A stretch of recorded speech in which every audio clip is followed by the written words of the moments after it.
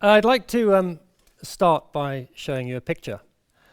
It's a picture of an ultra-endurance athlete, which is someone who competes in races longer than a single marathon, so a double, a triple, or beyond. So if you've got in your mind's eye a picture of that person, someone lithe, focused, their peak of physical fitness. The more astute among you will realise that's me. And that was taken during a race called the Marathon des Sables. And it's an annual event where 700 or 800 people come from all around the world to take part in what's described as the toughest foot race on Earth. It's a 6-stage, 7-day race crossing 245 kilometres across the Sahara. At this point, I realised I'd not done enough training. On my computer, I called this picture Broken Man, and I think you'll agree it's a fairly good title. Broken is certainly how I felt. But the interesting thing is, it didn't break me. In many ways, it made me. Firstly, it made me realise that I wanted to finish something really, really hard, far more than I wanted to be competitive in something within my comfort zone. And I think that applies to maybe all of us. I'm not talking about the super keen, super competitive people. I'm talking about normal, like me and maybe like you. And my message is simple. We can all achieve far, far more than we would ever imagine. And later I'll share with you 3 steps to get you to that point. But before that, let me tell you a little bit about my run across the desert. The Sahara is stunning, a truly stunning place and always changing. Not surprisingly, we ran over sand dunes, big sand dunes that went on for many, many miles, up and down for hours on end. But then the scenery would change and we would move from sand dunes to crossing huge plains, heading out to the far, far horizon.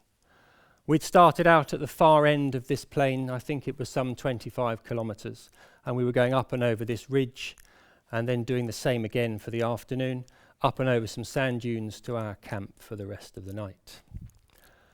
And then as we approached the end of the race, the scenery would change again, and where there was water, there'd be some greenery, and where there was water, there'd be signs of habitation.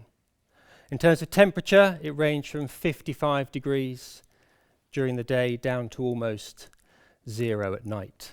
And talking of night, on the long day, yes, they do have a long day, which proves that everything in life is relative when the short days are marathons. On the long day, we travelled at night, and I remember the total darkness. The darkness of the night sky was something that will stay with me for a very long time. But back to me sitting under the tree, wondering whether to give up. How had I ended up like that? Well, it had happened because I was competing. I was racing. I was trying to beat my friends. I was trying to beat the time I had done yesterday. And that was no good. I had to refocus. I had to refocus on why I was there. I was there to finish the race. And once I refocused on that, it almost became easy again. All I had to do was put one foot in front of the other and either run or jog or walk or crawl my way to the end. And it almost became enjoyable. Don't get me wrong, there was pain. There was definitely pain. There was tiredness. But there was friendship. I did the race with a friend of mine, Greg, and through this we became much closer friends. And there was camaraderie with people we shared a tent with. There was courage from people trying to cram blistered, swollen, broken feet into their trainers, and they'd be hobbling to the start line to start yet another marathon. And then there were people who had to drop out of the race, but they were there each evening on the finish line, cheering us home. So people everywhere going above and beyond what they thought they could achieve. And I think we were hurting. A tent mate of mine, Craig, who wrote in his blog, the medical team, they looked after 3,500 injuries. They patched us up with 5 kilometres of bandage and tape. and dished out over 6,000 painkillers and anti-inflammatories.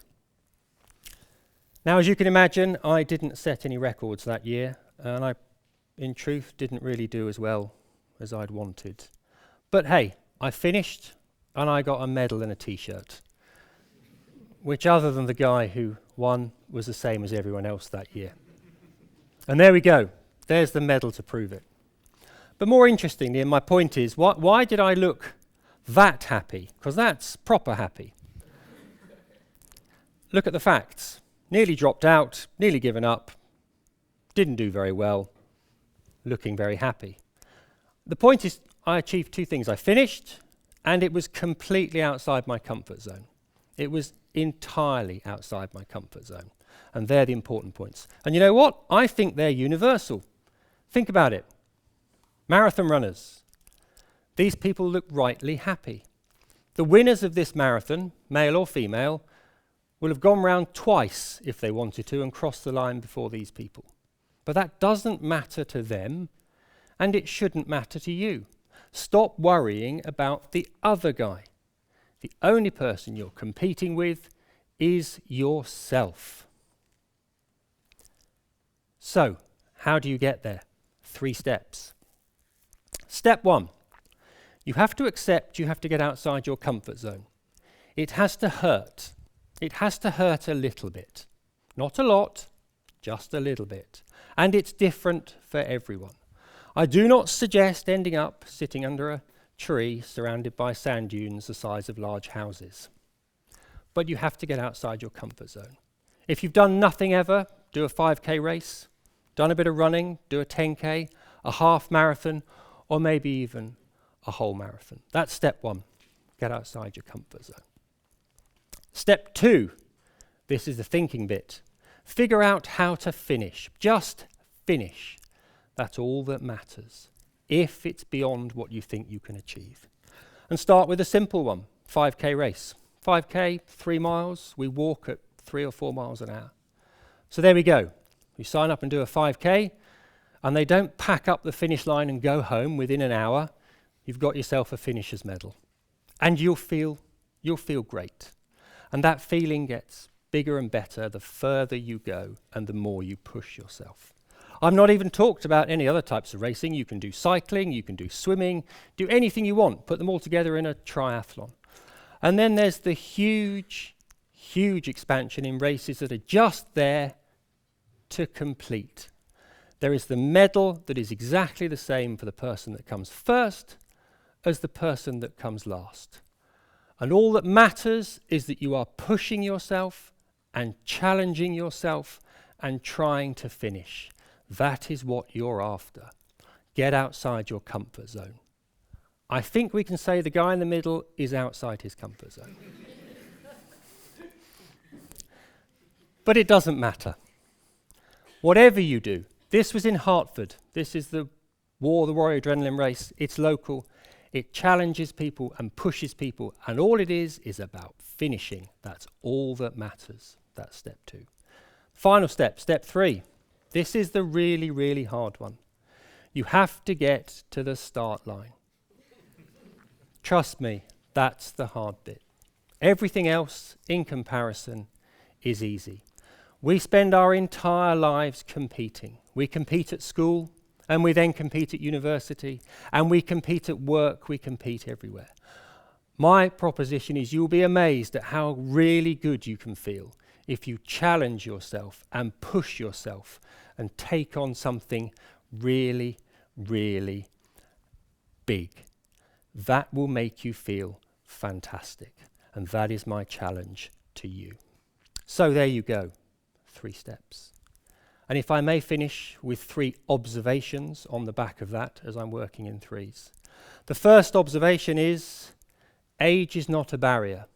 No one is too young and no one is too old. And secondly, and you have to trust me on this, the pain is temporary. The satisfaction, well, that just lasts a lifetime. And to finish, finally, if you do, as a result of this, find yourself sitting under a tree, wondering whether to give up, please don't blame me. Thank you very much.